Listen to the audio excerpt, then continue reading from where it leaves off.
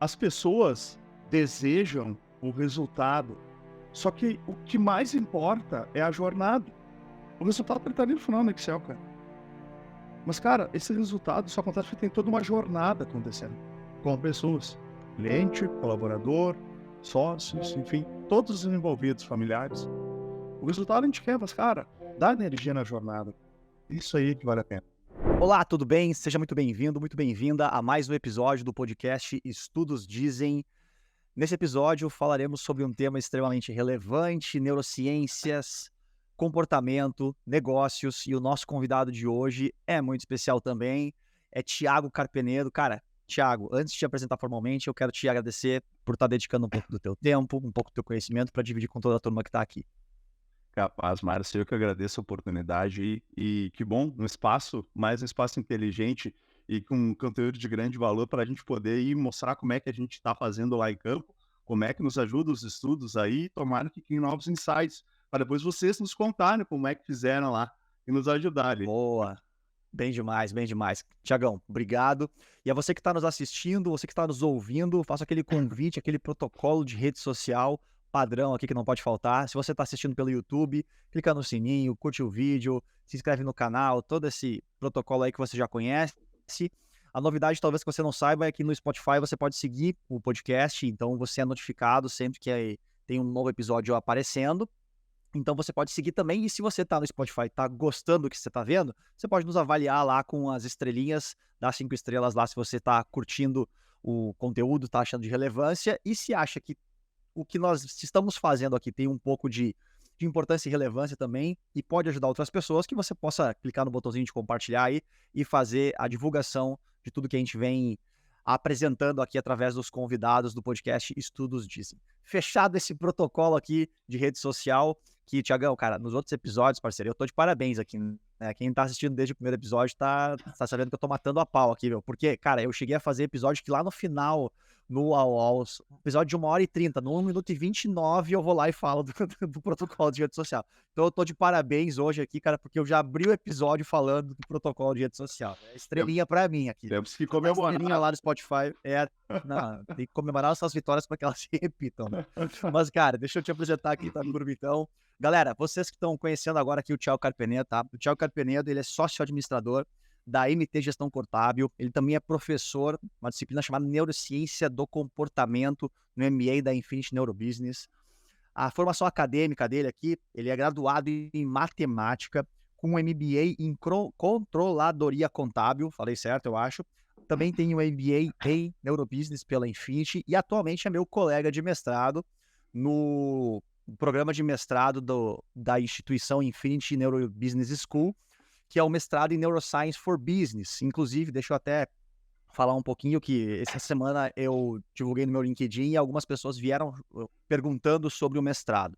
Então, é o seguinte, o programa de mestrado, ele é um mestrado que tem toda a chancelação, nem sei se existe essa palavra, né, mas ele é chancelado, né, vamos ajustar aqui a nossa comunicação, ele é chancelado pelos órgãos de educação dos Estados Unidos, então o diploma é emitido por lá, mas ele é um programa de mestrado em português, tá? Então, se você quer ter mais interesse em saber um pouquinho mais sobre esse mestrado, vou deixar aqui no link da descrição um link, aliás, vou deixar aqui na descrição um link para que você possa conhecer um pouco mais sobre o projeto, e se você tem interesse especialmente em transformar uma ideia, validar ela cientificamente e transformar ela em algo que tenha resultado, que seja tátil, né? A pesquisa, o mestrado aqui, ele não trabalha com pesquisa com revisão bibliográfica, né? É um mestrado que trabalha com criação, que trabalha com criação de soluções. Então, ele tem muito esse foco, tá? Então, se você tem uma ideia aí que você quer validar, que você quer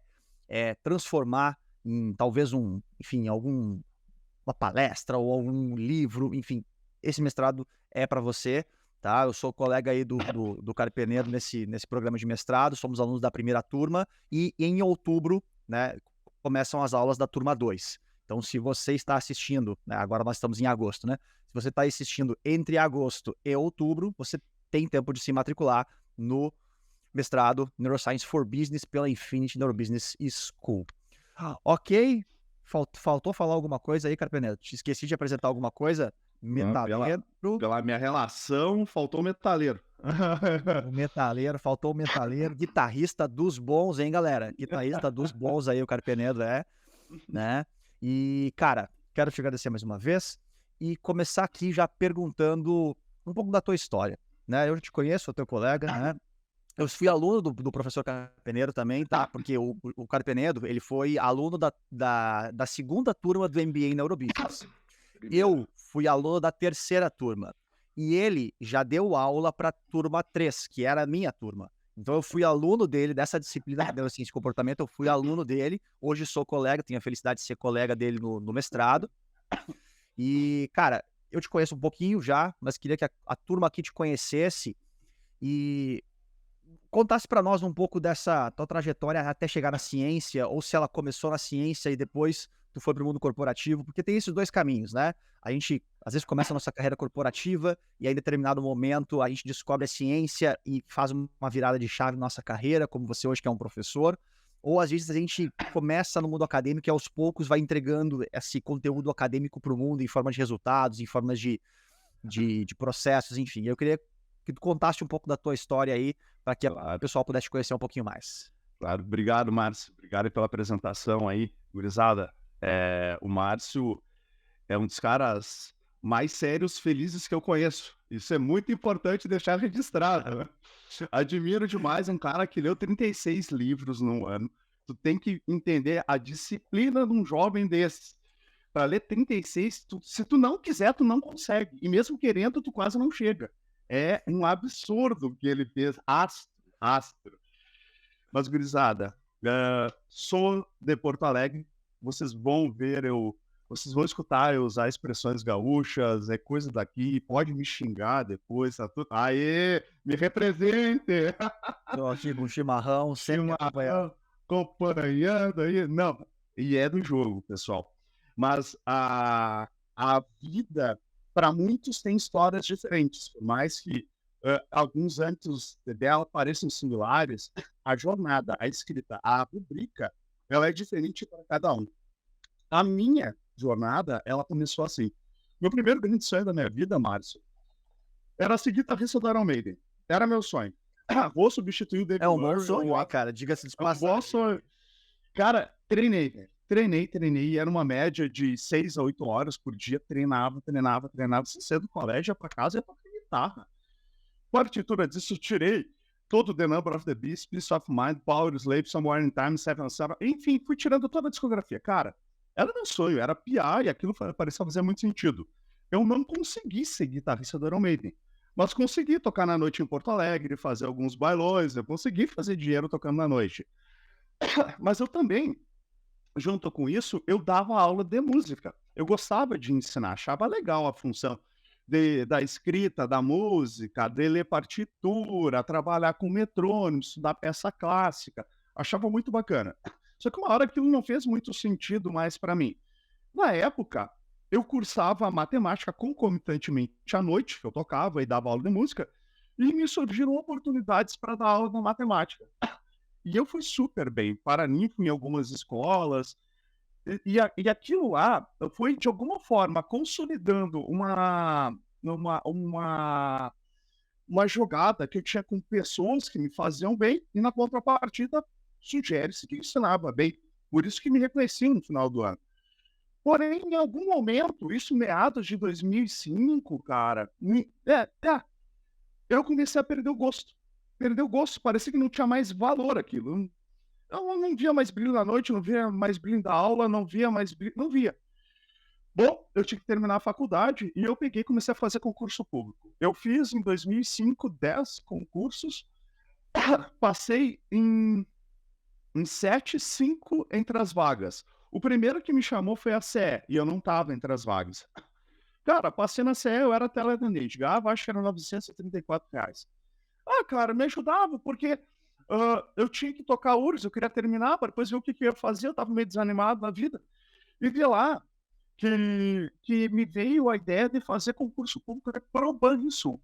Porque o pai era bancário, ele era de lá, eu era bom em matemática financeira, eu tinha todo um histórico com finanças que favorecia minha capacidade, talvez, de realizar bons resultados lá. e fiz e passei por concurso de 2010. Foi muito legal, Márcio. Quando eu fui pro banco, já estava aí na minha quarta, quinta função, profissão na vida, eu comecei a conhecer o que que é um corporativo. O que que é um negócio? Uns vendem sapato, outros vendem pão, e eu vendia dinheiro. E aí eu tinha que ir no fornecedor de dinheiro, que se chama aplicador, poupador. Ele que fornece o dinheiro.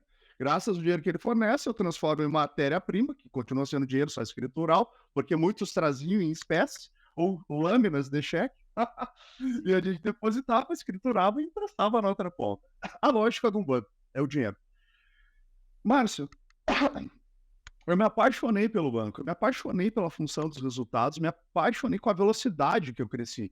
Banrisul, para tu ser gerente, é GN a função na época, eu não sei como é que é hoje lá na instituição, mas ali em 2011, que foi quando eu fiz a prova e passei, fui fazer o cursinho e tudo, era GN, gerente de negócio. O superintendente foi lá e bancou a minha inscrição para eu poder fazer antes de 2 anos de escriturário, que era a condição normativa. E eu fui e passei. E, cara, fui para agência. Só que no meados desse concurso, desculpa, desse curso aí, para CG, gerente de negócio do banco, surgiu o concurso da Caixa. Aí eu fiz. Passei, do nada, né? Cara, daí eu tinha uma decisão boa, porque eu tinha o mesmo escopo de negócio, é falar de dinheiro, é trabalhar com negociação. A carreira de um era mais confortável que a do outro, era mais consistente. Tipo, para o mesmo trabalho, eu te dou mais condições. É fácil de tomar a decisão. E foi o que eu fiz. Eu já, como gênero do Banrisul, pulei de novo para retomar a carreira dentro da Caixa. Dentro da Caixa eu comecei em outubro de 2012. Cara, foi muito legal. Foi uma jornada de ascensão com velocidade, com perrengues saudáveis. Só que essa condição dos perrengues, chegou uma hora que parecia que a solução que eu dava para os perrengues não era saudável. Em 2017, quando eu já era gerente de relacionamento, na Zona Sul de Porto Alegre, eu tinha dois colegas de apoio que, cara, graças a eles, as coisas comigo aconteceram. Eu, na época, era um período que eu tinha ainda dificuldade de entender, porque tinha muita transformação, havia muito ruído dentro da unidade, os setores não produziam tanta sinergia, e, cara, o banco, ou tu dá resultado, saca? É faca no pescoço da hora, não dá. Tem toda essa fila aqui que quer a tua função. E aí, vai produzir? É assim, ponto. Ah, tá, tchau, vem outro. E aquilo para mim foi uma questão onde eu expressei quem eu era. Entreguei muito resultado a custas de sangue. Isso é ruim, cara. Porque quando tu te torna um perfil dessa escola mais antiga, de resultado pelo medo, cara, tu começa a prejudicar, cara, sequencialmente toda a unidade. E já era, na época, um pouco dessa pegada. Eu não gostava, tá? Mas deu certo e eu era reconhecido por isso. E eu vivia um dilema, cara. É um dilema. Minha mente dizia que estava errado, mas eu fazia porque dava certo e era reconhecido. Só que, cara, eu adorava tanto eles ali, cara, eles não merecem isso. Enfim, veio 2018, eu processando como é que ia fazer, e veio o banco para gerentes gerais em 2018. Aí eu fiz esse banco e deu que eu era top nisso, top naquilo, top naquilo lá, mas eles não iam me passar. Por quê? Ah, Thiago, muito legal aí, tudo que tu faz dá muito resultado, mas tu só consegue produzir resultado porque tu trabalha muito. Tu trabalha. Então, se eu te largar numa agência de porte 1, que é onde a gente precisa da vaga, tu não vai conseguir fazer, porque é uma agência de mais de 50, 60, 70 funcionários. Tu sozinho não faz. Cara, eu saí confuso daquilo lá. Porque eu só fui elogiado e me disseram que eu não ia passar por isso. Mas me diz que eu era incompetente, parece que é mais confortável, né? Mas porcaria nenhuma, só fica ali no Instagram, sei lá, diz qualquer coisa, né? É bom demais, não tá, trabalha sozinho. Eu tive que refletir sobre isso. Cara, e aí começou a borbulhar uma semana isso aí na minha cabeça. Cara, porque eu pensava, eu tinha todas as certificações que o banco precisava. Eu tava no auge, né? Tava bombando, estourando isso, tava pra tudo que é lado. Eu olhava pro Paulinho, pro Araújo, que eram os meus grandes apoios, as pessoas que agradeço de coração, cara, terem surgido na minha vida e serem de livre e espontânea vontade minhas cobaias para aprender a testar tudo que vem a acontecer. E eu pensava, cara, eu preciso aprender a ser um gestor melhor. Cara, fazem tão bem. Eles, sabe, eles não merecem eu. Eles não me merecem. Então eu vou melhorar para eles. Eu vou dar meus pulos e vou descobrir isso. E havia uma terceira coisa, Márcio, que me incomodava. Junto também naquela época, que era, cara, numa estrutura corporativa onde tu trabalha com terror, com política de medo, tu não diz que é política de medo, mas tu bota medo, né? Essa, e tu inspira as pessoas a promover da mesma forma, né? Essa é a lógica. Cara, quando sai uma pessoa do segmento, vamos supor nós três ali, quando nós saímos do segmento, cara, tu já tinha, de um ponto de vista cartesiano, 1/3 da força a menos para produzir o mesmo resultado. Cartesianamente falando, todo mundo tinha que assumir 1/3 dividido por 2 ali de força para produzir a mesma qualidade. Mas tu tem que pressupor que tu tem essa capacidade e que todo o vocabulário e rota de desenvolvimento de serviço, processos, esteira de trabalho, tu saiba, e tu entenda direitinho como eles se comunicam com o cara cliente. Isso não acontece. E aí o que acontece? Em cadeia, começa a tomar mais gente doente, mais gente doente, mais gente doente. Começa a prejudicar a imagem do setor, da agência, começa a sair cliente. Muitos nem sabem sair, Márcio. Os que reclamam, agradecem. Que muitos nem sabem. Quando vê, pá, já estão em outro banco. Abraço. Então essas três equações, cara, me deixaram reflexivo naquela semana que eu tomei um não. Ah, é? Então tá, eu vou resolver isso aqui. Aí eu pensei o seguinte, cara, eu vou fazer tipo um curso de RH. E eu pensei, cara, mas RH me remete a tia do Sói lá do Colégio das Dores, cara. Lá onde eu estudei o 2º grau. Aí eu, meu, não vou fazer isso. Eu não vou pro RH. Então eu vou fazer PNL. Eu vi uns caras do banco falando de PNL e tal, vou fazer alguma coisa do cérebro, que tu aperta uns botões, sai umas mágicas e tal, toda essa purpurina, e eu vou fazer isso. Tá. Aí eu peguei, eu imprimi o boleto e tal da instituição ali em Porto Alegre, e eu tava numa reunião da agência do banco, e tava, cara, reunião institucional, cara. Tu precisa estar muito motivado para aguentar até o final. E eu abri o celular e fui pro LinkedIn, né?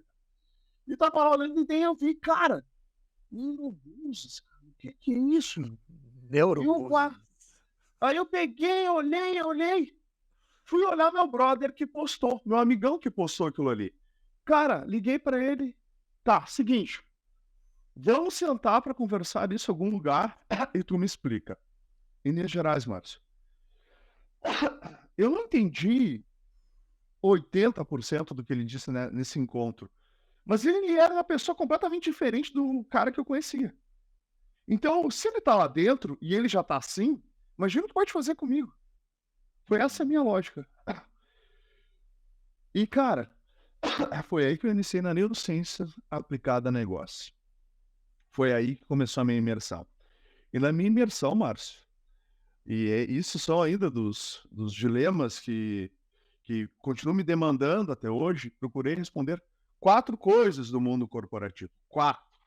Cara, vai para lá, vai superintendente daqui, corporativo diz as mesmas coisas.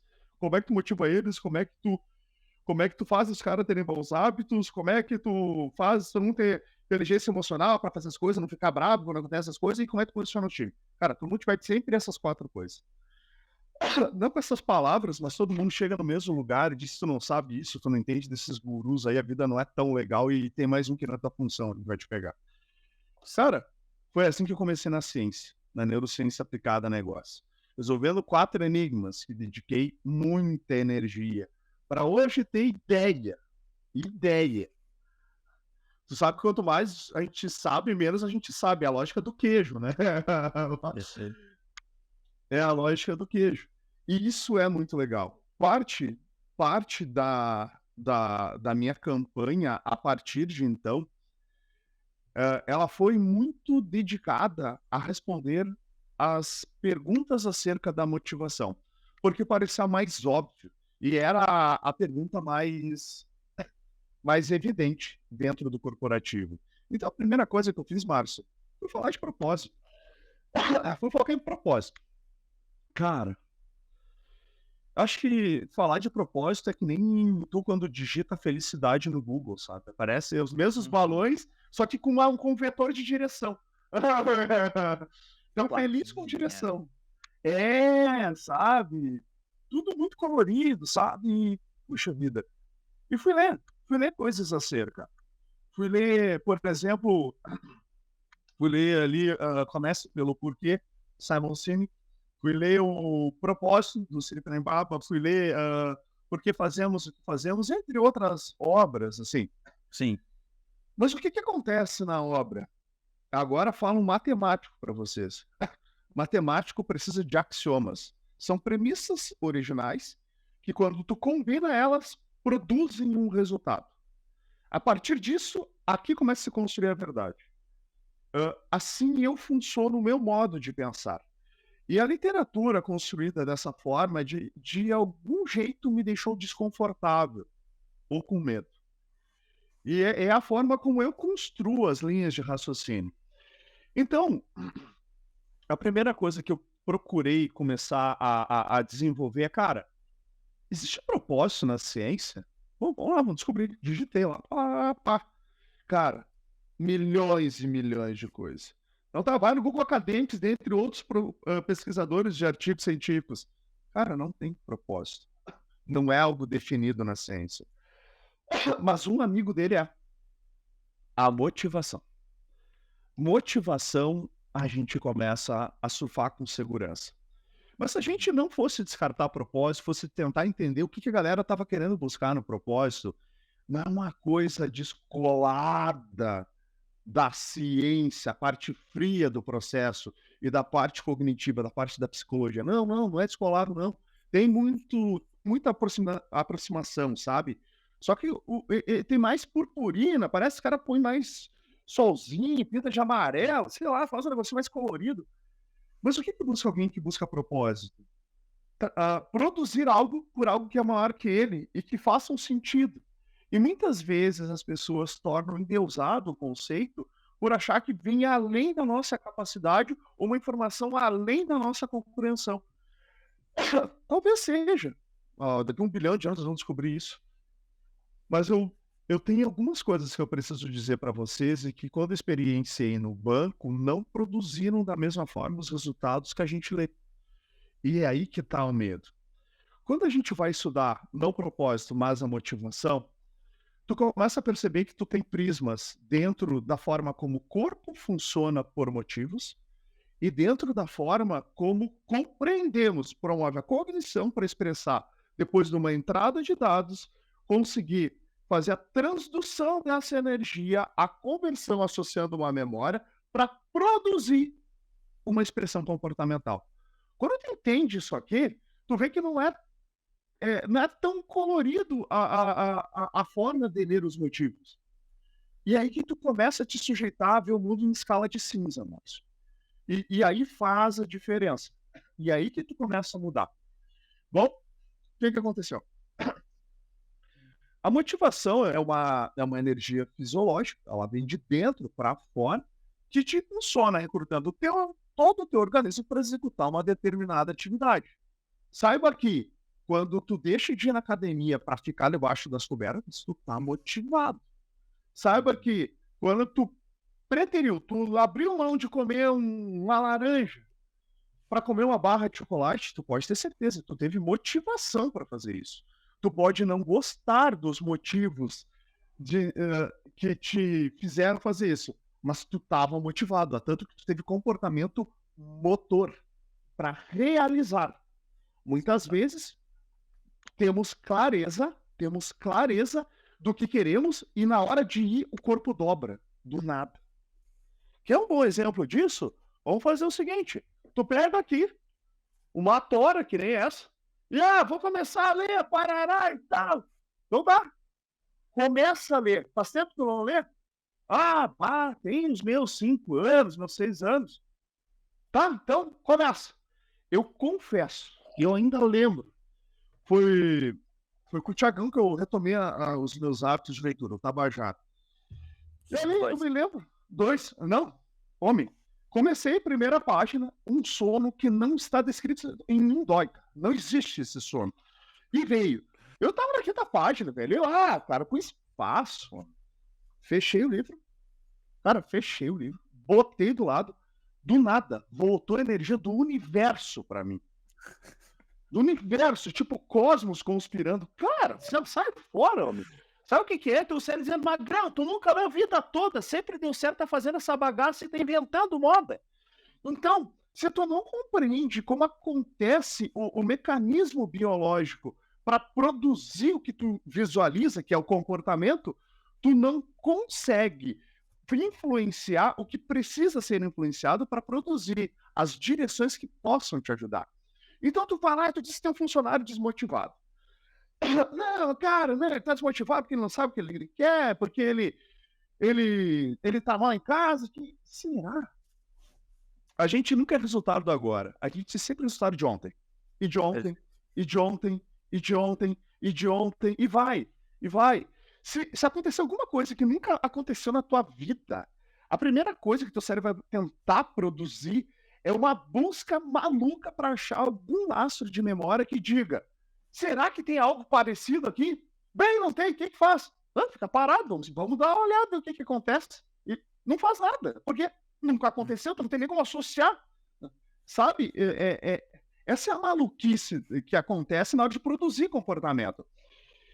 E aí, o que as pessoas não entendem é que as pessoas não são motivadas pelos gestores, pela superintendência. Não, elas precisam se motivar.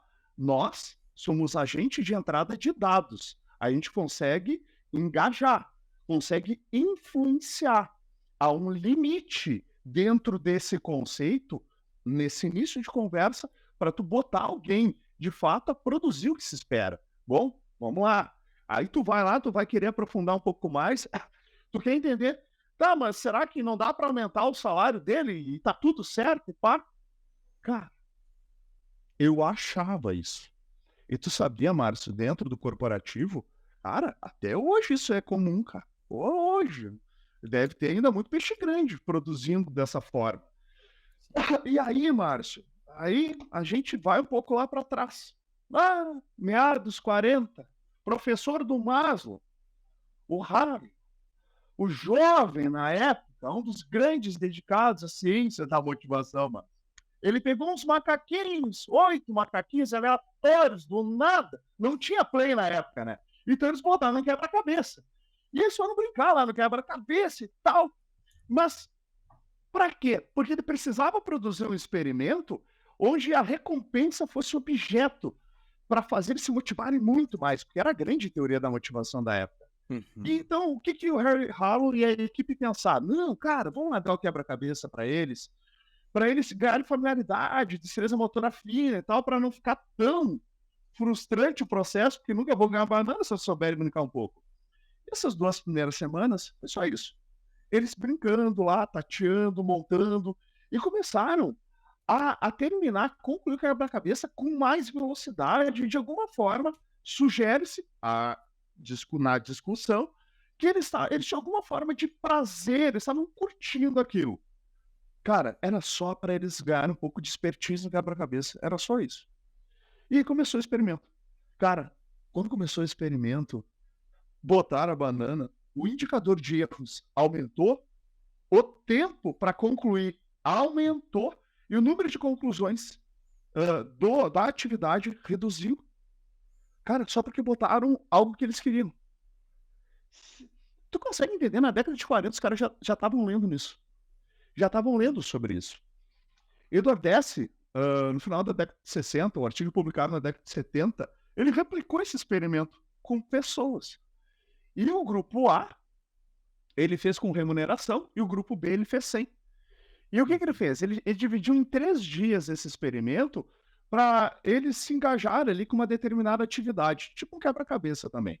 No primeiro dia, ambos não tinham remuneração, o tempo de produção foi similar, e o experimento começava após o término deles concluírem os quebra-cabeças. O Onde quebra-cabeça.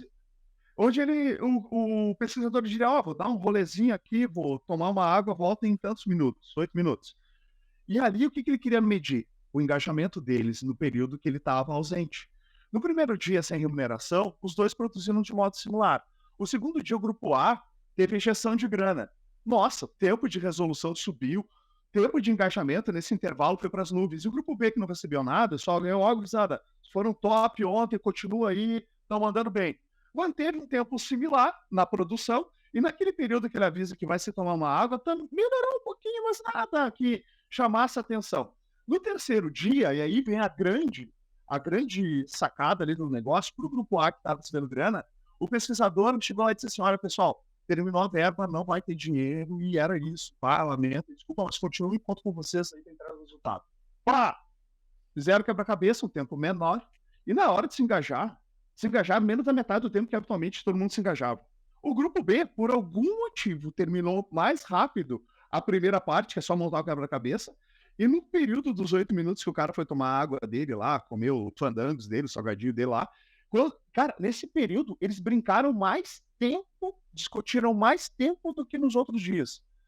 O que ele também sugere ser alguma forma de satisfação ou gratificação, de realização, de estar tateando aquela brincadeira pela diversão em si, pelo motivo intrínseco em si. Então, quando tu começa a entender isso, tu começa dentro do corporativo, a ter que colocar um pouco mais de variáveis. Cara, não é tão cartesiano, Márcio. Nada cartesiano, né, parceiro? Nada, velho. Nada. Não tem nada cartesiano, meu velho. E tu olha que, cara, eu não tô falando de uma função de segundo grau, sabe? Ax ao quadrado mais bx mais c igual a f de x. Não. Tem mais vetores, velho. Tem mais vetores para construir essa função diferencial aqui. Para explicar, talvez, um pedacinho desse tamanho do que está acontecendo ali. Velho, avança. Tá? Então, Thiago, quer dizer que os funcionários não trabalham só por dinheiro. De repente, eles têm que ter uma diversão ali dentro. Pode ser. Pode ser um desafio. Talvez. O que mais será que pode interferir? Vamos lá, vamos aprofundar. Ainda tá vaga as coisas. Então, o que eu fiz? Cara, vou estudar etimologia. Vamos para a raiz, velho. Como é que acontece essa bagaça? Lá no início. Mas fui estudar desde a origem do Homo sapiens, cara. Bora. Cara, não tem nada. É difícil. Mas tu acha um fragmento aqui, um fragmento ali, tu soma. E assim, ó, pessoal, o que eu vou dizer para vocês, sugere-se. Não é absoluto, mas é assim, 200 mil anos. Viveu 188 mil anos não sendo o topo da cadeia alimentar. Tinha uma dificuldade ímpar de conseguir alimentos. Tinha uma dificuldade ímpar de selecionar os alimentos. Tinha uma dificuldade ímpar de voltar com alimentos ou não ser alimento de alguém no meio do caminho. 188 mil anos. Pensa um jovem que vive só com esse medo, cara. Tá louco. Aí depois, 12 mil anos atrás, veio a Revolução Agrícola. Eles já sabiam melhor para domesticar os animais, já sabiam fazer alguns cultivos. Mas mesmo assim, tu tinha risco de perda de safra. Tu tinha risco de morrer destrando algum bichinho. Tu tinha risco da perda dos bichinhos. Então, o cenário da violência, da agressividade, da nocividade permanecia. Em menor escala, matava lá. Então, há 2 anos atrás, pegar a referência cristã, cara, o que nos dá medo hoje, Márcio? Pensa, homem, os boletos atrasando. É isso Um e-mail, uma demanda, uma notificação, uma ligação. Homem do céu, uma ligação. Quando tu olha a polícia, meu Deus. Cara, mas como é que acontece isso? Por que a gente fica tão maluco com isso? Bom, para exatamente aqui. 188 mil anos ali Então não éramos o topo da cadeia alimentar, só pancada, morte, uma tristeza do cão. 12 mil anos atrás, evolução agrícola, nós melhoramos um pouco a condição, mas ainda era uma tragédia. A gente viveu um período que teve que processar e adaptar os mecanismos biológicos para conseguir administrar o quanto tinha à disposição de fontes que na época eram raras para consumir energia. Muito bem trago na vantagem humana da Suzana Herculano, onde daí ela traz a equação explicando, mas por que disso? Porque o seu cérebro humano consome por dia 25% aproximadamente da energia corporal. Então, naquela época, não ter comida e tu já saia gastando tudo isso, cara, tu tinha que ter um local. Tu tinha que dar teus pulos para fazer isso aí acontecer. Então, imagina, mas eu vi uma jornada regada de medo. Cara, medo. Um organismo adaptado para ser cada vez mais saliente aos sinais de medo. Uma amígdala cerebral ativando a qualquer pré-memória de coisas que colocam a gente em risco, de modo que alguém de fora pode dizer que tu é um Neandertal por isso. E eu vou te dizer uma coisa, até que não está errado. Porque a gente ainda se expressa de modo maluco por não compreender que isso acontece. E isso é da nossa adaptação. Talvez mude daqui a um tempo, mas leva um tempo extraordinário para o nosso cérebro adaptar-se aos meios que existem. Então, tu começa a perceber que tu tem um ponto muito importante nessa conversa. Os motivadores, antes de qualquer coisa, cara, eles têm um motivo. Energia. Cara, começa lá na raiz. E o resto se desencadeia. Hoje, vamos combinar nós. Tu acha que nós vamos brigar hoje por causa de comida? Vamos estar falando aqui no corporativo? Não. Mas tu ainda expressa os mesmos medos como tu expressava na época que faltava. E hoje o que te deixa vivo é ser reconhecido. Hoje o que te deixa em paz é pertencer a um time, uma agência que ganha um monte de resultado, levanta um monte de troféu e faz um monte de coisa. Só que se tu não compreender na essência que tem uma origem isso, tu não consegue desenvolver e compreender todo o teu descontrole, o descompasso, ou muitas vezes os sinais que tu tem para dizer que, cara, tu não tá motivado por isso. Medo, excesso de medo muitas vezes motiva. O cara se acaba, adoece, um monte de doença psicossomática. E mais tinha dentro da instituição, o cara doente, cara, por estar testado por causa disso. Não é trivial. Mas se tu compreende que medo é uma questão importante para o gestor ele já vai acabar ou tentar eliminar ou minimizar impactos desse tipo de gestão. Cara, medo faz produzir uma cadeia desse tamanho de tempo. Cara, vai ser 7, 8, 9, 10, 11 meses, tem estudo que fala disso. Mas depois, cara, ele não quer mais saber de ti. Ele seria a primeira oportunidade que ele tiver de te dar uma rasteira, meu velho, ele vai te dar. E aí, tu começa a posicionar melhor a lógica dentro do banco. O funcionário, ele não se motiva porque tu tá fazendo uma coisa para ele, tu só engaja ele. Mas ele se motiva porque coisas que estão acontecendo pode colocá-lo numa condição onde lhe dá segurança ou conforto cognitivo.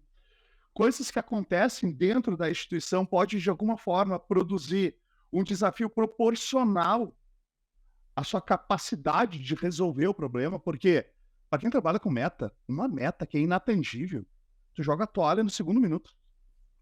Não tem lógica, não tem lógica. E passa os outros 29 dias fingindo que tá correndo, tá se importando. Isso, escreve pra ele, não, tá quase lá, tô fazendo malatório, não, tô ligando. Tá entregando tudo de si. Tudo, ó, respondendo todos os questionários ali, tá tudo feito. Ligaram para todos os clientes que estavam na via aqui. Não tá, cara. E o mais importante disso é quando essa pessoa consegue sentir que ela é parte de algo maior. Quem que nos dá essa ideia, Márcio? Quem nos dá essa ideia? Tá aqui, ó. Foi a coisa mais próxima que eu construí e apliquei e funcionou. Eu tenho um único exemplo que foi na minha última agência antes de sair do banco. Isso fez toda a diferença. Porque a teoria da motivação ela te leva para um monte de lugar. te leva para compreender como é que acontece a entrada de dados, como é que teu corpo reage. Qualquer disfunção que tu tenha dentro das vias dopaminérgicas, tu já não vai produzir um sinalzinho químico que te dá uma informação que tu precisa realizar alguma coisa.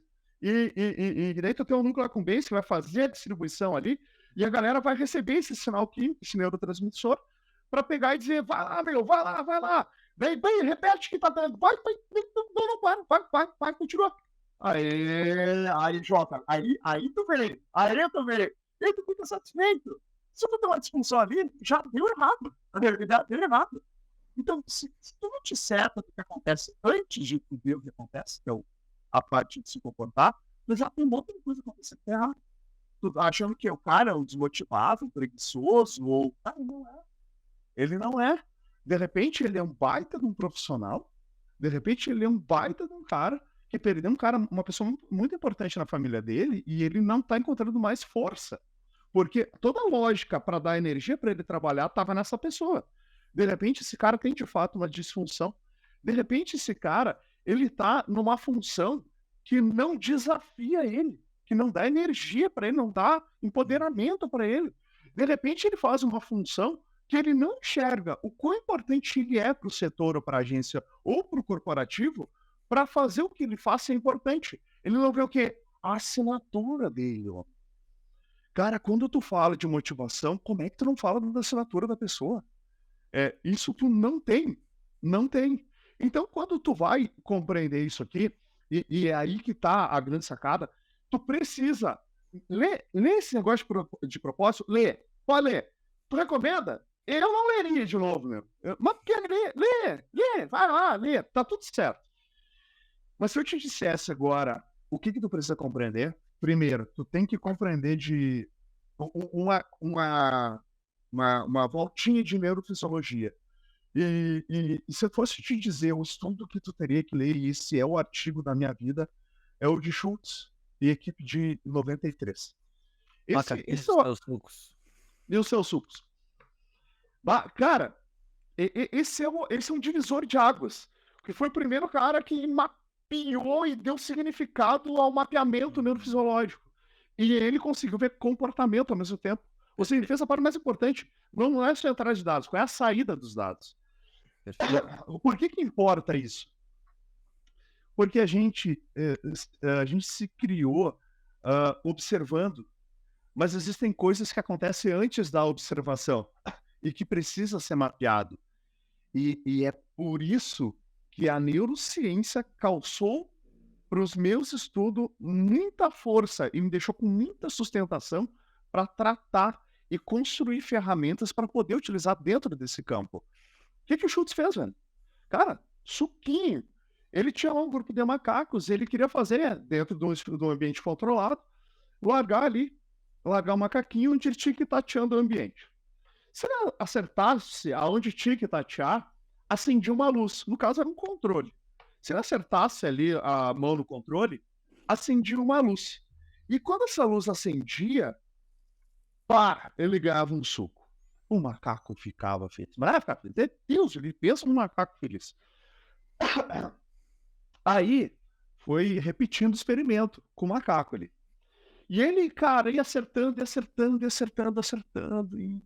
E parecia que ele não estava tão vibrado, não estava curtindo tanto o que estava acontecendo. Por quê? Bom, eles estavam mapeando o dito. Fazendo mapeamento, vendo como é que acontecia ali.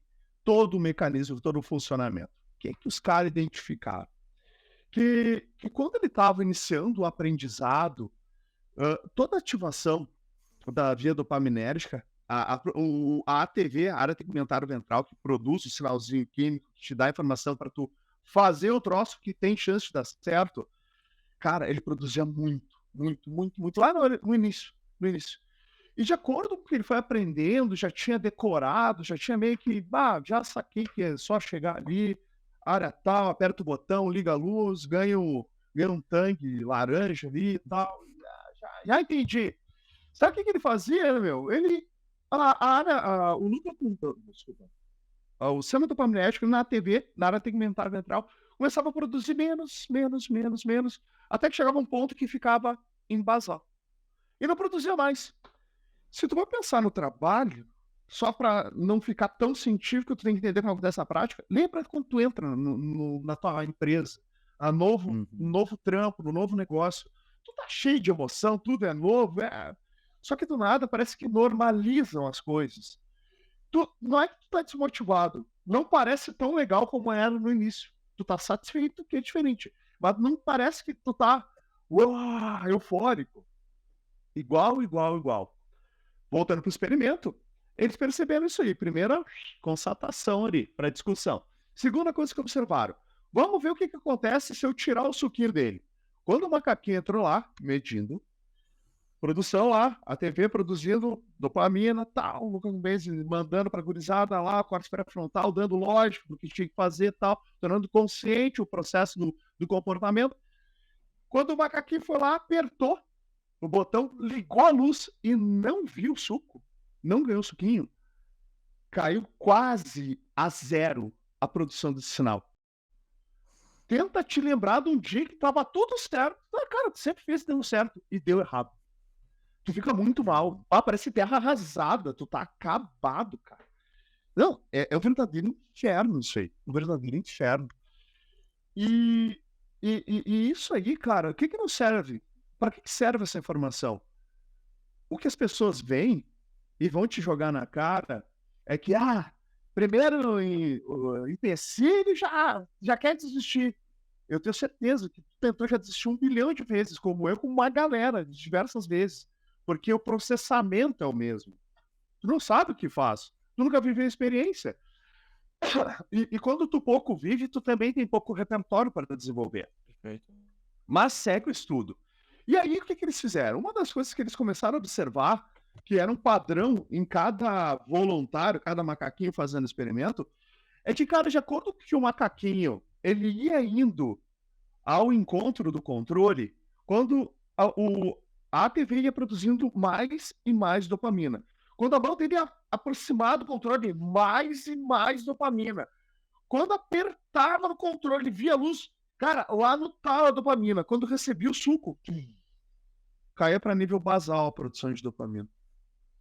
Se algum dia vocês ouviram que é mais legal botar os carrinhos, botar os produtos no carrinho de compra na internet ou no shopping, olhar as coisas para comprar, do que comprar em si, pode ter certeza, faz todo sentido. Esse é o primeiro estudo que trata disso. A expectativa é mais legal do que a compra, do que a realização. O Clóvis, cara, ele tem, eu acho, uma palestra inteira falando disso. Como é que é? Quero o que não tenho, mas o que eu tenho eu não quero. É uma coisa assim que ele trata. Isso aí. Peraí. É por aí. Cara, fisiologicamente faz todo sentido, porque o teu corpo reage dessa forma. Então, Márcio, na motivação, que foi o campo, foi o campo que consumiu a maior parte do meu tempo, 50%, 60% do meu tempo, cara, esses foram os grandes caminhos. Esses foram os grandes caminhos que me levaram a ver, cara, nunca foram botões, nunca foram mágicos, e sempre depende de quem precisa. E só ele consegue ser o juiz da decisão do que fará. Nós, terceirizando agentes de fora, no melhor cenário, a gente consegue colocar alguns dados externos, engajá-lo, para tentar produzir alguma coisa. Ou seja, produzir, promover influência. Mais do que isso, Márcio, não é verdade. A gente não consegue. Cara, demais te ouvir aqui, cara, demais. Muitos insights aqui, eu tenho certeza que tem uma galera que vai querer escutar de novo aqui, que tem bastante coisa aqui já nesse podcast. Eu, inclusive, quero fazer um adendo, cara, tipo, não foi nada combinado, tá, turma? Mas há umas 2 semanas atrás, eu comecei uma série complementar aqui no podcast com o podcast com convidados. É a mesma índole, estudos dizem, só que o que eu tava fazendo, Thiagão, deixa eu até te contextualizar aqui. Eu tenho, né, tu já conhece um pouco da minha metodologia de marcações aqui e tudo mais, né? Meio maluca aí para muitas pessoas, mas eu tenho muitas anotações e muitas coisas que estão no papel. E eu tava sentindo falta de ter algo digital, né? Algo que eu pudesse usar um Ctrl F, um Ctrl L, fazer um localizar e não ficar só dependendo da minha memória para saber onde está o livro, abrir aqui as marcações, porque vocês estão vendo que tem cores aqui, tá? Isso aqui não é aleatório, tá? Uma cor significa outra cor significa outra, quando troca significa... Tem toda uma maluquice da minha cabeça aqui. E aí, cara, eu comecei a fazer uma revisão, só que ao invés de eu fazer essa revisão eu sozinho, eu comecei a fazer essa revisão gravando aqui e se tornando um episódio do podcast. E o primeiro livro que eu fiz foi esse aqui, cara, foi o Motivação 3.0. Então, quem quiser se aprofundar um pouco nisso que o professor Thiago tá falando aqui, cara, tem uns 2 ou 3 episódios para trás, que tem um episódio onde eu faço 1 hora de revisão do livro, onde eu falo justamente dessa experiência do Harlow, depois fala lá do experimento do Deci, né? Fala do que o Pink, aqui no caso, chama de os caminhos para motivação, né? Do senso de propósito, da maestria, né? Do pertencimento e tudo mais. E, cara, só um complemento aqui que, né, que tu puxou a obra aí, boa parte do que tu falou tá também aqui dentro, né? Fazer aqui um complemento para quem quiser assistir um pouco, se aprofundar um pouco mais no conhecimento, tem um episódio, uns 2, 3 para trás aqui, que fala sobre isso. E cara, uma outra coisa que tu falou que acho que é extremamente relevante aqui de dar uma ressaltada, eu tenho uma frase que eu sempre uso, que é o seguinte, ó, tudo começa antes de começar. Né? Nada começa quando começa, tudo começa antes de começar. Então, toda vez que alguma coisa dá errado, tipo, aconteceu isso, qualquer problema que aconteceu na vida e alguém tá reclamando, olha o que me acontece agora. Eu já falo, tudo começa antes de começar, né? Tu tá cansado, tu não acordou pra ir pra academia, tá, mas a hora que tu acordou pra academia começa a hora que tu foi dormir. A hora que tu foi dormir, que tu não tá conseguindo dormir, tem a ver com a hora que tu fez a tua última refeição, que tu largou a tela azul, a hora que tu largou a tela azul tem a ver, então, com, enfim, uma série de decisões, tudo começa antes de começar, tem sempre um antes, né? Eu achei muito legal essa tua fala aqui, cara, porque ela é um fato, né?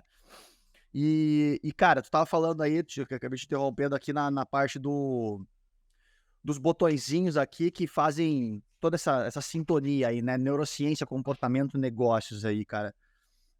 Queria te ouvir um pouquinho mais aí, antes de até depois seguir para umas perguntas aqui que eu sempre faço. Capaz, Márcio. Então, cara, isso aí já me ajudou demais para resolver esses problemas no corporativo, no que tange como é que eu produzo engajamento.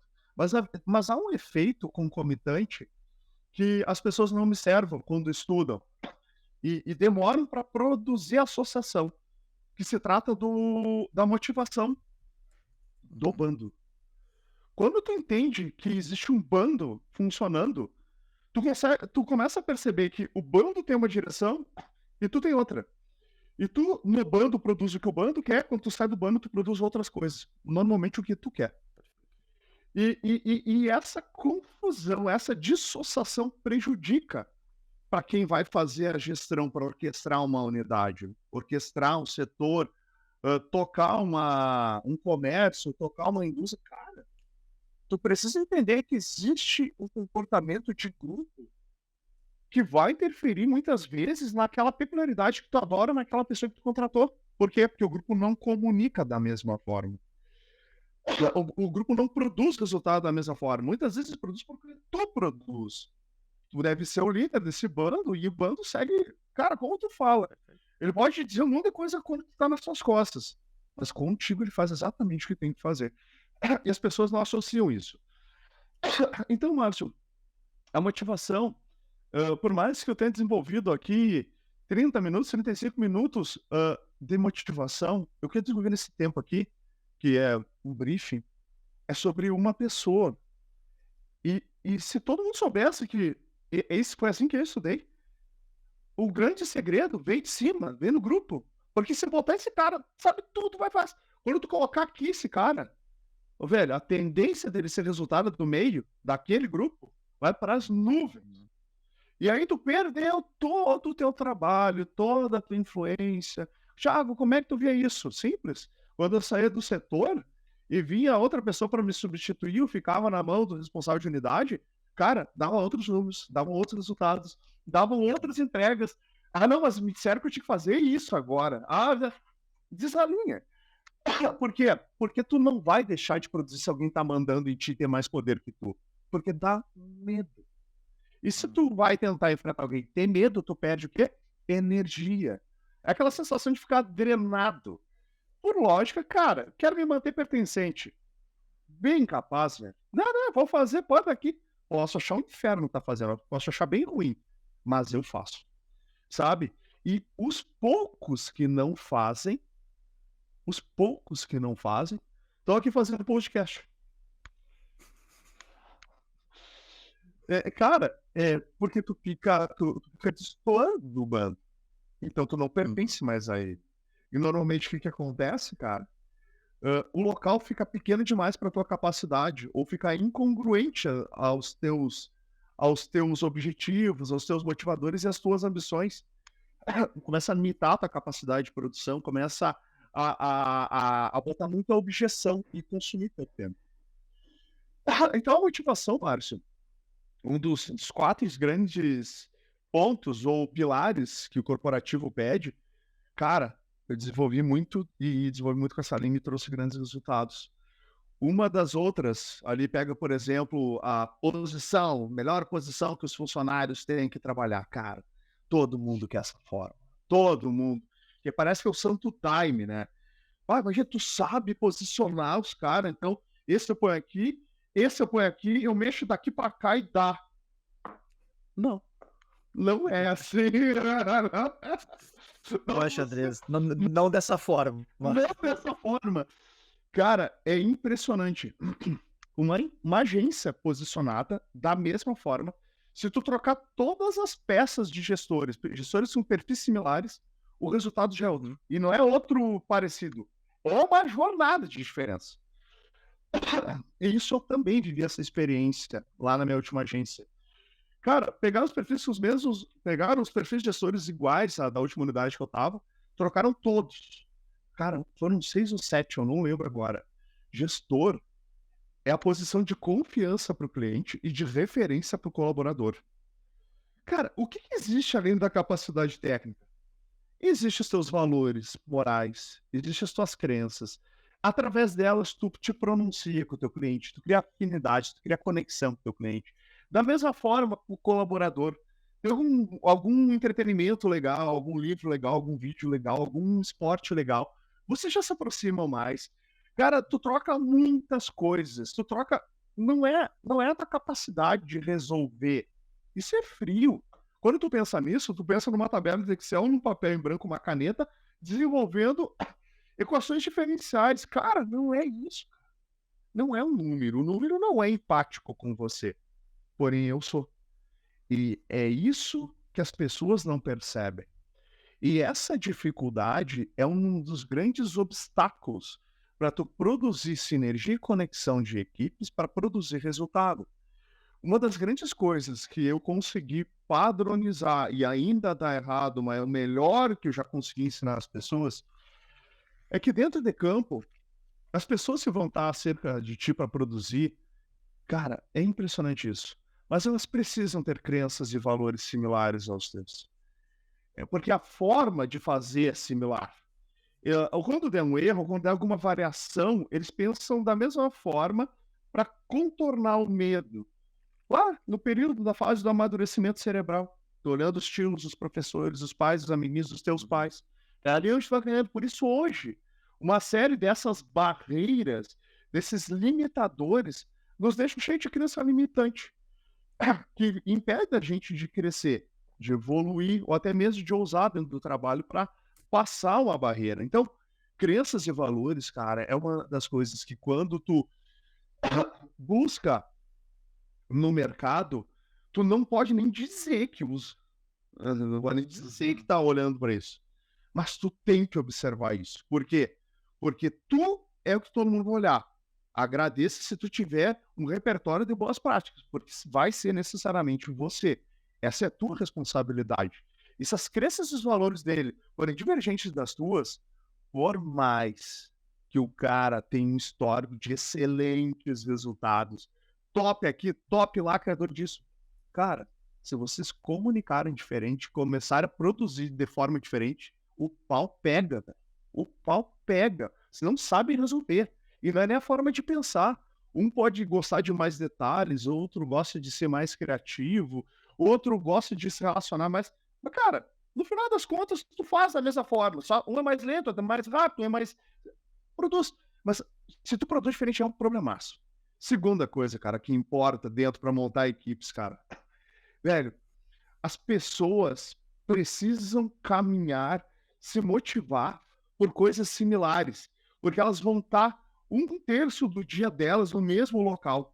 Se aquilo de alguma forma, se o porquê que tu faz, de alguma forma não produzir engajamento na pessoa, e se o gestor não for aliado ao porquê da empresa, cara, ele não será. Ele não vai ser, ele não tem energia, não faz sentido para ele.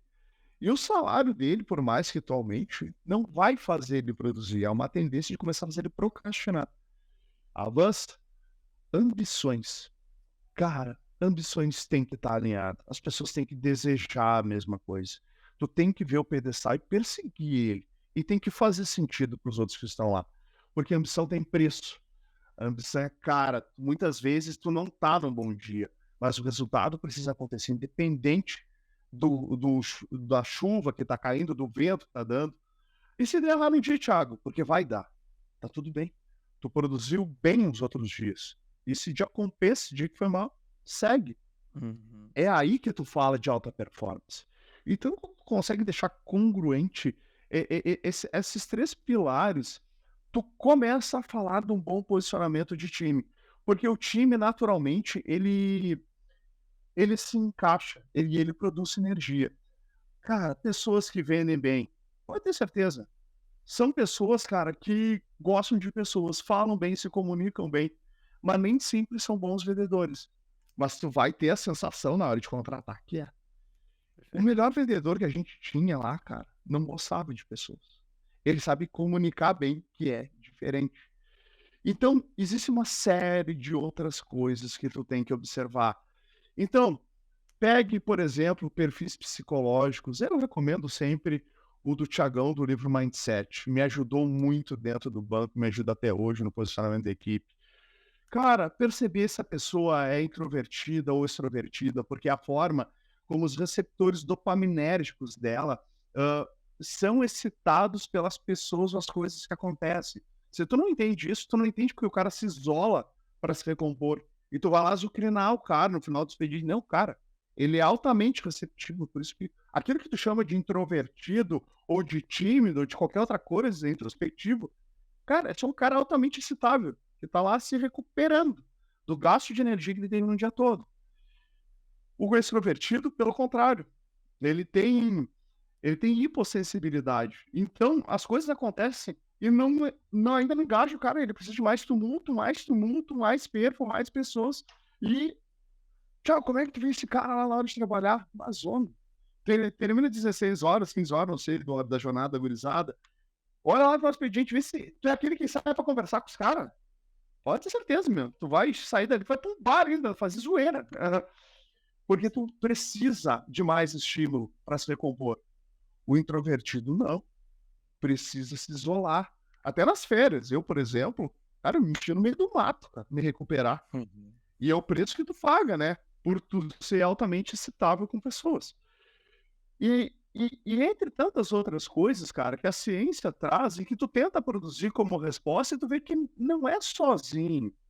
É em sinergia que as coisas funcionam. E pelo fato das pessoas serem diferentes, terem histórias diferentes, terem experiências pela mesma coisa, com registros diferentes, elas produzem resultados diferentes. Então, quando tu tá falando de posicionar a equipe, que é um dos 4 grandes pilares do corporativo, cara, não tem uma fórmula, mas eu te garanto que tu vai ter que estudar pra caramba para tu conseguir achar caminhos. E se tu já conseguir alinhar pessoas com crenças e valores similares, motivações similares e ambições similares, tu tem aí uma grande diretiva de resultado. Porque técnica de pessoas, o corporativo tá cheio. Se estuda um Uhum. século, e não é sobre isso que a gente quer falar. A gente quer falar como é que a gente controla a entrada de dados para produzir resposta às coisas que acontecem. Então, dentre os pilares do corporativo, se eu fosse falar mais sobre esse assunto, cara, tem horas Horas e de horas, né, cara? Horas tem, demais. tem, Até, cara, tentando direcionar um pouco aqui pra tentar aproveitar o nosso tempo, cara, eu queria que tu falasse um pouco, cara, da MT. Queria que tu falasse um pouco da MT Gestão Contábil aí, que eu falei lá, dei o spoiler lá no começo que tu ia falar um pouco. Vocês estão vendo aqui, ó, deixa eu fazer um breve resumão aqui, ó. Vocês viram que o Thiagão, cara, é esse cara aí, empolgadaço, né? Que sabe muito de neurociência, comportamento, negócios aplicado, ou seja, não é o conhecimento só teórico, né? Vocês viram, se vocês não perceberam isso, escutem de novo e vocês vão ver na fala dele direto. Cara, eu testei isso, deu resultado. Né? Esse é o Thiago Carpenedo, para quem não conhece, né? O cara que pega o conhecimento, aplica e o que dá resultado, ele dá um jeito de sintetizar, ensinar, aplicar de novo. O que não dá certo, faz esse descarte aí, ou busca entender o porquê que não deu certo, qual foi o fator, né? E, cara, eu queria te entender, né? E que a galera conseguisse entender, cara, como é que tu faz isso hoje dentro da MT? ah, Que é a gênio. MT Gestão Comportável, né? A gestão contábil, né? E como que tu faz isso aí dentro, cara? Como é que tu... queria que tu mostrasse pro pessoal, cara, pô, peraí, cara, neurociência e contabilidade, como assim? É, Eu vou explicar pra turma aí um pouco. assim, ó, eu até queria desenvolver um projeto que eu pudesse aplicar o MBA. Eu queria, de alguma forma. E eu, o Marcelo e o Ivan, que todos cria da MBA, da Infinity Neurobusiness. Todos foram alunos do MBA, né? O Ivan foi aluno da turma 2 e o Marcelo foi meu colega da turma 3. Isso, todo mundo cria dali. Nós pensamos, cara, o que mais tem dados que pode nos dar diretiva? Contabilidade. Porque eu vejo na empresa os resultados aparecendo nos demonstrativos deles. Vejo nas despesas, vejo nas receitas, e eu consigo estar lá dentro para saber se há uma jornada que justifique tudo aquilo que acontece. Foi a melhor coisa que a gente fez. Foi assim, ó, ainda tá no início. Já tem 1 ano de empresa, 1 ano e 4. São mais de 200 clientes. São mais de 7 estados. São mais de 35 municípios. E o segredo é que vocês querem o botão. Não tem. Não tem. O que acontece? Contabilidade é uma coisa fria. Te produz números. Então, os números é o que nos dão a direção. Essa é a grande lógica. Se ele parar na nossa frente, como é que eu replico isso para o empresário? Qual é a lógica do contador? Bata na tua cabeça que tu pensa o quê? É o cara que emite a guia, usa uma calculadora, Ctrl+C, Ctrl+V, sabe? E manda o boletim lá, grande abraço, e era isso. É isso que tu vê do contador. Tudo em papel, impresso. Cara, primeira coisa, tem que poupar energia, não é verdade? A gente tem que administrar a energia para poder dar certo. Vamos lá. Como é que está a nossa jornada do cliente? A jornada do colaborador é a jornada dos sócios responsáveis. O cliente, ele em momento algum, ele tem que estar na função da contabilidade, o que é bem comum hoje. Ele se atende por aplicativo, se quiser, pode nos demandar pelo WhatsApp. Porém, nós temos calendário, temos antecipação, trabalhamos com tecnologia e máscaras, com sistemas, para produzir essa antecipação de informações e de processos, que é da escrita regular de todo o CNPJ, para o funcionário não ter que pensar. Cara, quando vê, tá ali, ó. Já tô te mandando guia, ó, tá aqui, tem que fazer tal coisa. Ah, tá aqui, tá. O Leão mandou uma informação. Ah, tá aqui, tá aqui, tá aqui. Cara, o empresário tem que pensar no negócio dele. Ele tem que pensar no business dele. Bom, qual é a primeira... O que tu tem dinheiro aqui? Cara, tá fazendo o cara poupar energia, tá tirando a dor dele. Primeira coisa. Isso aí é lá na etimologia. Lembra dos 200 mil anos? Cara, tem medo no alerta. Meu Deus, tem que falar contador, aquelas coisas chatas do caramba. Não, isso não existe. Por sinal, uma das coisas que é da nossa jornada com ele são as comunicações. Tem cliente que gosta de te ver. Ele quer te enxergar. Ele quer tatear, ele quer conversar. Tem cliente, nem tchu pra ti. Cara, não me liga, me esquece. E tá tudo bem. Então, uma das coisas que a gente teve que modelar é a estrutura híbrida Por quê? Porque nós queremos fazer um atendimento tudo digital. Descobrimos através dos feedbacks que os clientes gostam de pessoas, a coisa que eles destacavam na gente era a velocidade de atendimento. A gente atendia em loco as empresas. Como assim, meu? Teu contador não ia aí? Teu gerente de banco não vai? Não. Cara, ainda tem mercado de gente que gosta presencial. Então, o que a gente se preocupa, cara? Legitimamente, com a empatia. A gente regularmente exercita isso. Empatia com os clientes. Empatia não é o que eu faria no lugar do cliente. Não. Aliás, não é o que eu faria. Tipo, faça para o próximo aquilo que eu quero que faça para mim. Não. Faça para o próximo aquilo que o próximo espera que seja feito por ele. Porque ele é diferente, ponto final. Isso. E dá muito erro, tá? Dá muito erro. Dá porque demais. não é natural ser empático. Porque a gente vive uma jornada egoísta de vida. Perfeito. Então, quando tu vai realizar, muitas vezes tu tá vigilante para não cometer erros nos processos empáticos. E tu comete ainda assim, Márcio. Comete. Só que o que acontece? Só começa a ser, né? Pá! De repente vai aqui. Quando vê, cara, já passou na metade, já. Já mais acerto do que erro. Mas é a experiência acontecendo. Então, empatia é um outro segredo da amarra para atender os clientes. Terceiro ponto. Não importa. A jornada do colaborador, cara, toda ela tem que estar adequada à forma como o colaborador se comunica com os sistemas e com os clientes. Não adianta tu botar uma pessoa altamente técnica, com vocabulário robusto, para falar com um agricultor que tem uma grande fazenda e ele trata no CNPJ. Porque eles não falam o mesmo idioma. Por mais que tenha capacidade técnica de resolver, ele não tem capacidade de se comunicar. Então, para melhorar a experiência, a gente posiciona as pessoas de acordo com o perfil de comunicação. Para viabilizar para o cliente e para o colaborador a melhor experiência de troca e de conexão. E isso faz, cara, com que se torne mais consolidado os relacionamentos, mais sólidos, e que as situações de ruído, cara, na maior parte das vezes, torna-se tipo, não, cara, não, beleza, eu entendi que errou, tudo certo, já entendi, tá de boa, e seguimos. Fica mais humano.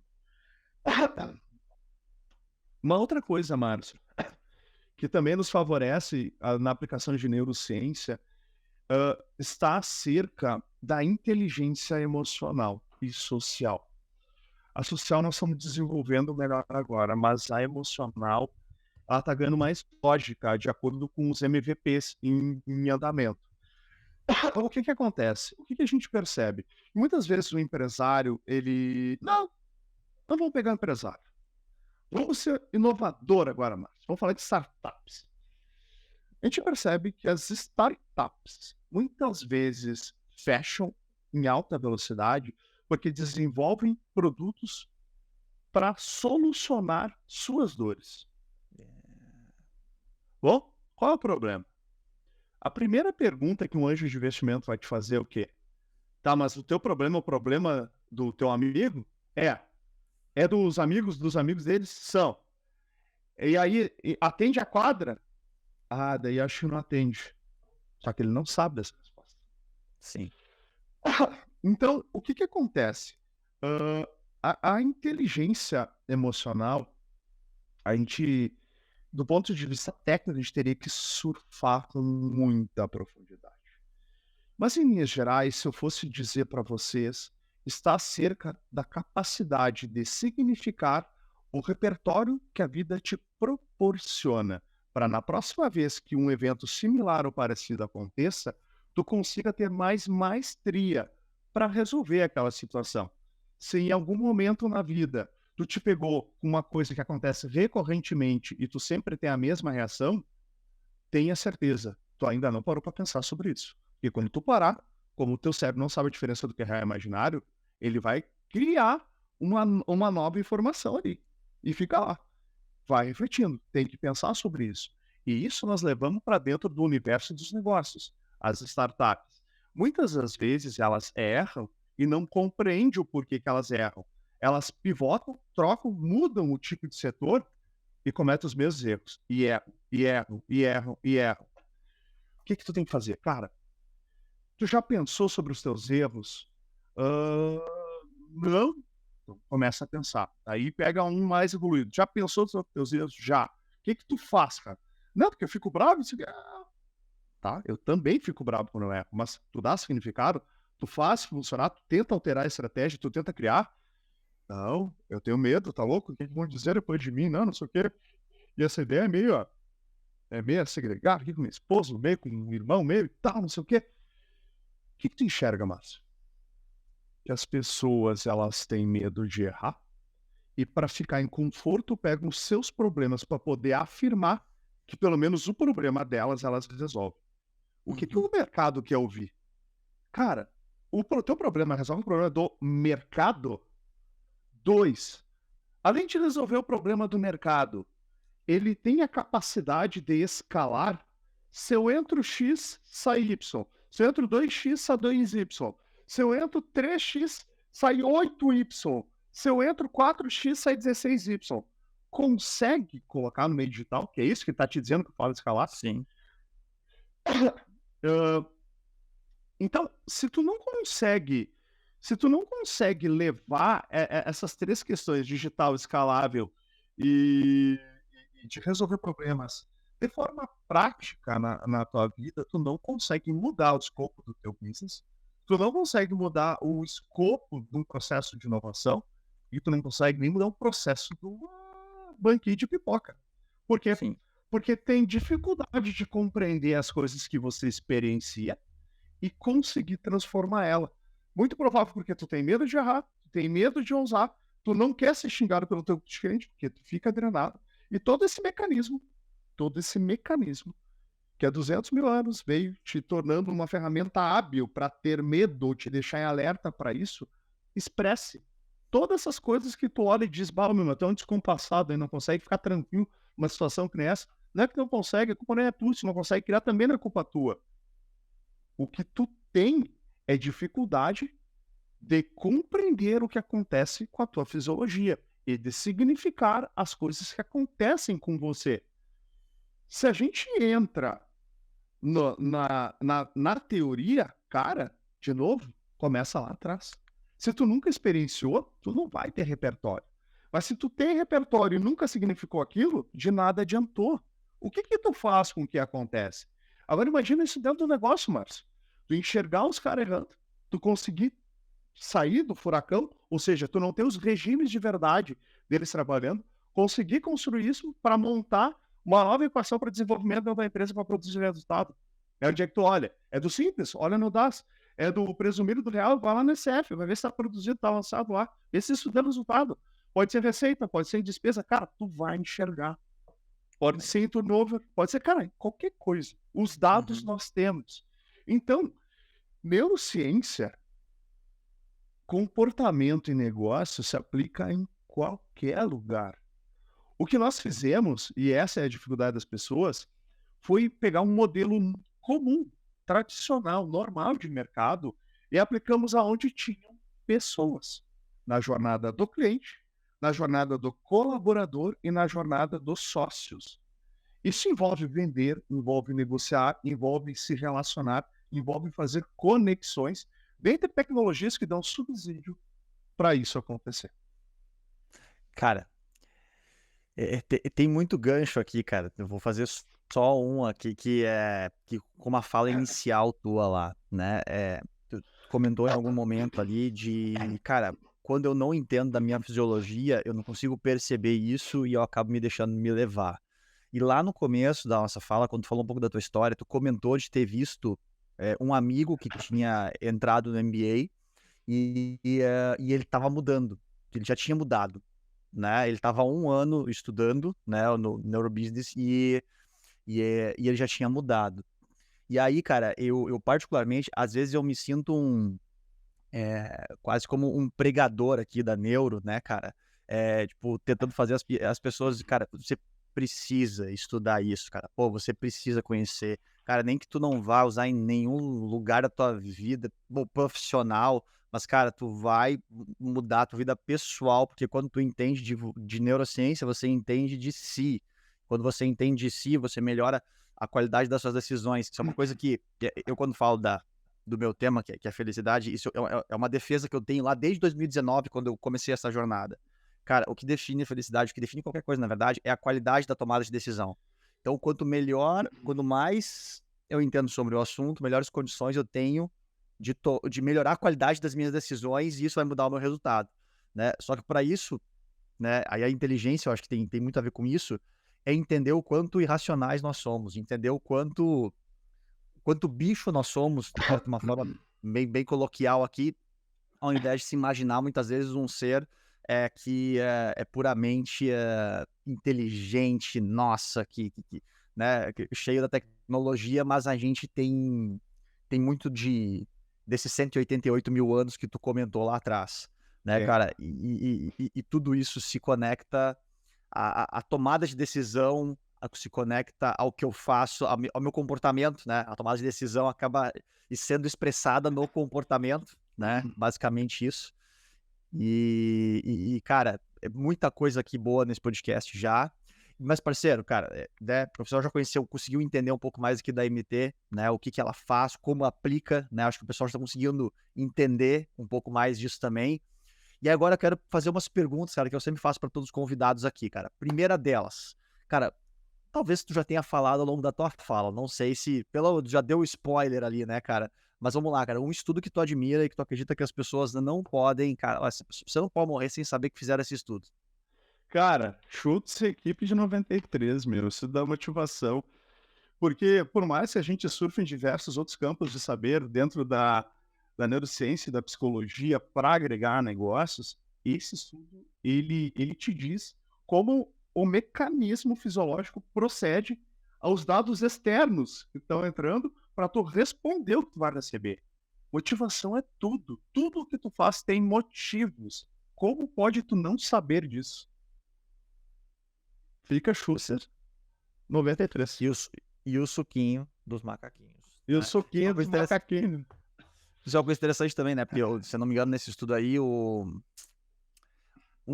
a primeira vez que o suco aparece, me corrija se eu estiver errado, tá? Tu que é muito mais estudioso dessa área aí. Mas a primeira vez que o suco aparece, ele não tem uma descarga de dopamina. Só depois que ele experimenta o suco e descobre que o suco é bom, que aí que nas próximas vezes ele tem descarga. Ou seja, primeiro ele precisou aprender o que motivava ele. Primeiro ele precisava aprender que o suco era bom.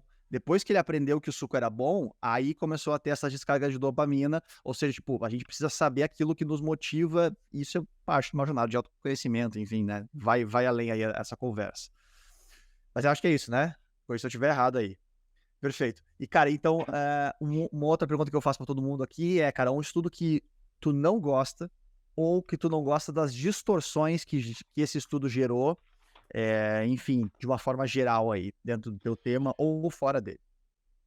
Não, é dentro da área. Eu não lembro o sobrenome direito. Escreve Leili, Lally, de 2009 a 2010, esse artigo. Cara, é uma publicação que criou uma Cara, talvez. Não, cara, não criou estereótipo. Cara, empoderou muito desses caras que vendem cursos de promessas. Porque esse artigo, ele trata de hábitos. Até então, muito se falava dos 21 dias ali, que é resultado do cirurgião plástico lá da década de 50, Maxwell, alguma coisa, não lembro sobre o sobrenome dele agora. Também não lembro, mas era... E o que acontecia? Cara, ele observou a habituação epidérmica em 21 dias. Foi isso? E houve uma correlação, como se fosse um sinapse. Um hábito demora 21 dias e é isso, acabou. Aritmética. E aí esse estudo, cara, fez o quê? Esse estudo, eu não lembro direito dos números, me perdoem, mas é mais ou menos tipo uns 33 homens, 66 mulheres, e eles ficaram um tempão, assim, testando quanto tempo levava para um hábito a se assumir. Cara, tomar água, ler livro, um esporte, sei lá, comer laranja, um monte desses hábitos assim. Para vocês terem ideia, levou de 18 a 256 dias Sim. entre cada um deles. Saibam que 95% dos voluntários não concluiu o estudo, porque não aguentou. E por definição de científica, tu tem que botar o dado atuarial, o dado estatístico, onde se tu somar todos eles ali, tu fizer a média dá 66 dias. E isso está explícito no artigo. Tipo, nada mais, nada menos que um dado matemático, um dado Matemático. estatístico. Ele te Não diz. conclusivo. E aí, o que os gurus começaram a vender? Não, não é 21, é 66. Ah, meu. Não precisava. Não precisava. É muito, né, pro pessoal que talvez, né, quando a gente fala de uma média, numa ponta tem 18 dias, na outra ponta tem 234, estatisticamente falando, e aí eu tô falando com matemático aqui, que pode, né, corrigir qualquer tipo de fala equivocada aqui, né? Cara, 66 não é uma média que representa a população. 66 dias não é uma média que representa a população que foi analisada. É a média do 18 por 234, a soma de todos eles lá. O número de Esse é o M's. número, como o Thiagão falou aqui. É isso. Mas de maneira nenhuma faz sentido dizer que um hábito precisa de 66 dias para ser... demora 66 dias, em média, para ser consolidado. Então, cara, essa seara aí foi... E quando eles entenderam, ó, cara, tu vai olhar, eles se preocupam mais em como tu faz para alterar o gatilho com relação à recompensa, para tu ter uma jornada adequada a tu ter o loop do hábito. Foca nisso, porque isso é científico, isso tem laço, isso já tá lá, evidenciado, isso tá tudo certo ali, tá tudo certo. Mas agora, data, número, ô pessoal, não é verdade, não tem. Puxa, pensa comigo, é muito mais fácil tu ganhar o hábito de comer chocolate e tomar água. Barbadinha. Barbada. E aí, já quebrei os 66 dias lá. Aí. Não, e um outro ponto, cara, é entender que são situações multifatoriais, a gente até estava falando antes de começar a gravar aqui, né?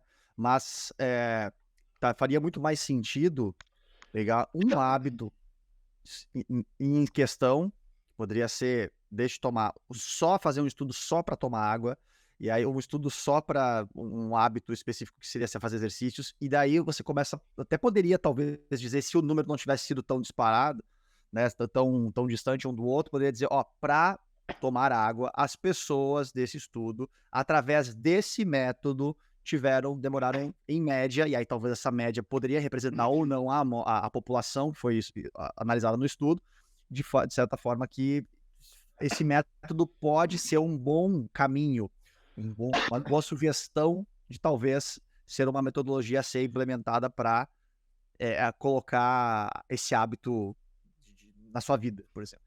No caso, na conclusão, é explícito. Ele é inconclusivo. Perfeito. Ele é inconclusivo, não tem como. Não tem como. Galera, ó, então vocês já sabem aqui, né? Ó, próxima vez que vocês cruzarem com alguém ou numa roda de conversa aí, alguém puxar, não, porque um hábito demora 66 dias, vocês já lembram. É Lollipop, se eu não me engano, cara. Parece... Eu não lembro, homem. Cara, é um baita no artigo, cara. É bem legal, porque ele é um artigo que começa a fazer a galera... por mais que a gente tente, a gente não chega no número. Vamos entender a lógica do hábito. Lolipa, entender... eu acho que é Lolipa o nome dela. Eu tô só com a escrita. Cara, pois é. Depois a gente acha de mandar pra botar, porque a galera tem que ler. A gente vai botar na descrição. Tem que ler, faz bem. E Thiagão, vamos lá, cara. Uma das últimas perguntas que eu faço aqui, cara, né? Tu já deu um pouco da resposta também ao longo da nossa conversa, mas queria perguntar formalmente aqui. Como é que tu faz para estudar, cara? Como é que é o teu método de estudo? Porque, vamos lá, assim, ó, só para contextualizar aqui. O podcast aqui, cara, ele tem a intenção de ser um lugar seguro para as pessoas consumirem conteúdo científico, porque o que mais a gente tem aí, cara, é podcast onde um convidado, né, inclusive ele mesmo se grava às vezes, olhando pro lado, gravando no microfone em casa, né, a fingir que tá podcast dizendo, não, tem um estudo que diz que a neurociência e tal. O cara não leu um artigo, o cara tá replicando o que, que a sexta pessoa que leu um livro disse, né? Então, Perdeu toda a complicado. essência. Perdeu a referência, né? Perdeu, né? É papagaio de livro, como a gente chama carinhosamente. E aí, cara, a intenção é que as pessoas aqui possam consumir conteúdo científico através de um podcast, que é uma baita de uma ferramenta, né, para adquirir conhecimento, né, percepção, só que de uma forma segura. Então, essa é a intenção. Ou seja, muitas vezes o podcast acaba sendo a porta de entrada de uma pessoa que está ingressando nessa jornada, né? E aí, cara, eu sempre peço essa dica aqui pro convidado. Cara, e como é que tu estuda? Né? Como é que tu estuda para o teu método talvez servir de inspiração ou de modelo para a pessoa que está assistindo ou vendo? Meus padrões de pensar são matemáticos. Eu preciso enxergar quais são os regimes de verdade para compor o desenvolvimento de qualquer coisa que eu queira resolver.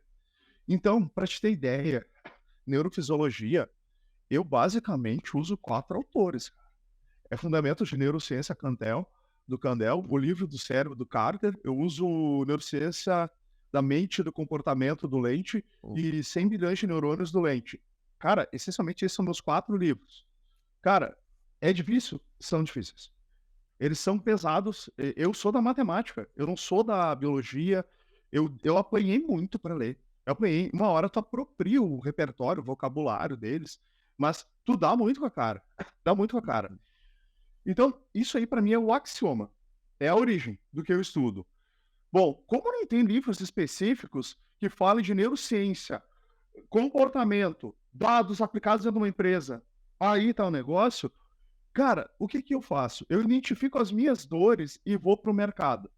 Primeiro, eu vejo como é que alguém tentou resolver, eu criei um desenho experimental similar ao problema que eu tenho, e aí eu tento moldar ao modelo que eu preciso resolver.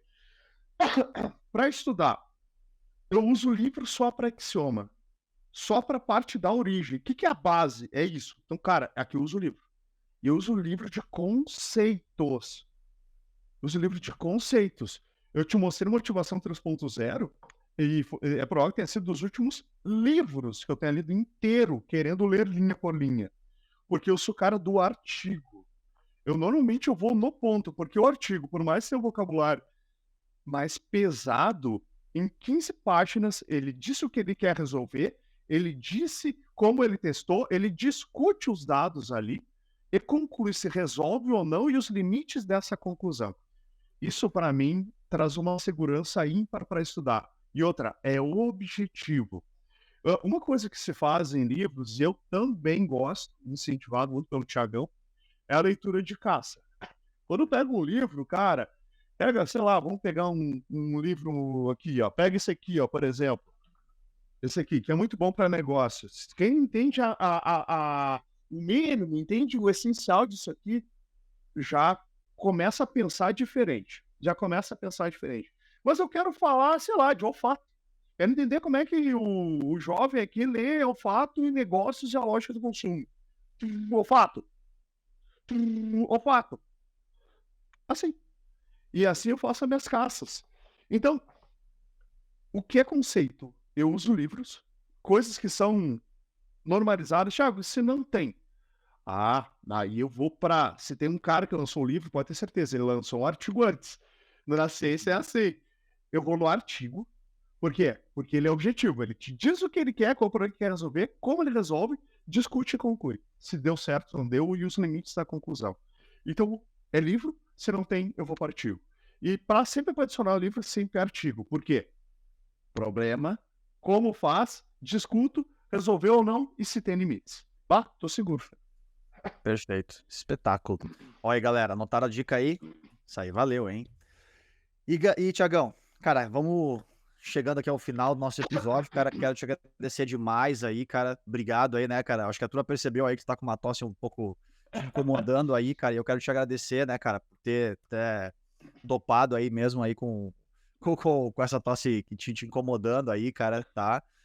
Obrigado realmente, cara, por ter dedicado teu tempo aqui, dividido teu conhecimento, um pouco da tua história com toda a turma aqui, tenho certeza que Cara, foi de muito valor aqui para quem tá escutando, tá? E aí, cara, eu quero fazer a minha última pergunta de sempre, né? Deixa eu ver se tá por aqui. Tá aqui. Vou pegar aqui, ó. Eu sempre peço ajuda dos meus convidados a colocar post-its em todas as paredes do mundo aqui. E aí, cara, eu quero te pedir uma frase aqui, cara, pra colocar no post-it que vai pra rede social. Qual é a frase do post-it, meu velho? Pode ser tua, pode ser de algum autor, Cara, pode ser o que tu quiser, pode ser conectado com o tema, pode ser desconectado, pode ser. Qual é a frase que vai pro post-it? a minha maior conclusão até agora, desde que eu tô na MT, entre todos os experimentos, nos MVPs que a gente tem desenvolvido, as pessoas desejam o resultado, só que o que mais importa é a jornada. O resultado ele tá ali no final no Excel, cara. Mas, cara, esse resultado só acontece porque tem toda uma jornada acontecendo com pessoas, cliente, colaborador, sócios, enfim, todos os envolvidos, familiares. O resultado a gente quer, mas, cara, dá energia na jornada. Isso aí que vale a pena. O resultado vem. A jornada tem muito a ver com aquela tua outra fala, né? De, cara, sempre começou antes, né? Sempre tem um antes, sempre tem um ontem, sempre tem um anteontem, É isso. né? Sempre. Tudo começa antes de começar. Sempre aqui. É sempre pra lá. Pra lá. E o hoje faz o pra lá de amanhã, né? Bingo! Amanhã a gente pensa nisso aí. Exatamente, boa. Cara, obrigado, cara. Né? Deixa eu só fazer o convite mais uma vez aqui para todo mundo, protocolo de rede social. E depois, cara, eu vou querer que tu fale aqui, antes da gente encerrar, cara, como é que o pessoal te encontra, como é que o pessoal fala com o Thiago, como é que conhece um pouco mais da MT, certo? Mas aqui, ó, galera, então, ó, se você assistiu até aqui, se você curtiu o vídeo, curte, se inscreve no canal, manda esse canal aqui, esse podcast aí para mais pessoas poderem ter acesso a esse conteúdo de relevância. Aqui a gente só fala de temas realmente valiosos, né? E se você tá no Spotify, mais uma vez, segue e se nos avalia lá em 5 estrelas se você tá curtindo, né, do conteúdo aqui. Vamos lá, Thiagão, cara, como é que o pessoal faz para te encontrar? Pessoal, para fazer contato conosco aí, pode entrar em contato comigo pelo @thiago.carpenedo no Instagram, no Facebook, na @MT Gestão Contábil no Instagram e no Facebook e no LinkedIn.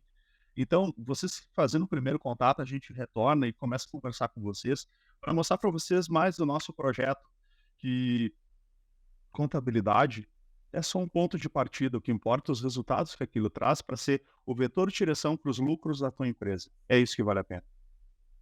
Demais, demais. Galera, mais uma vez, muito obrigado a você que nos assistiu até aqui e até o próximo episódio do podcast Estudos Dizem. Valeu!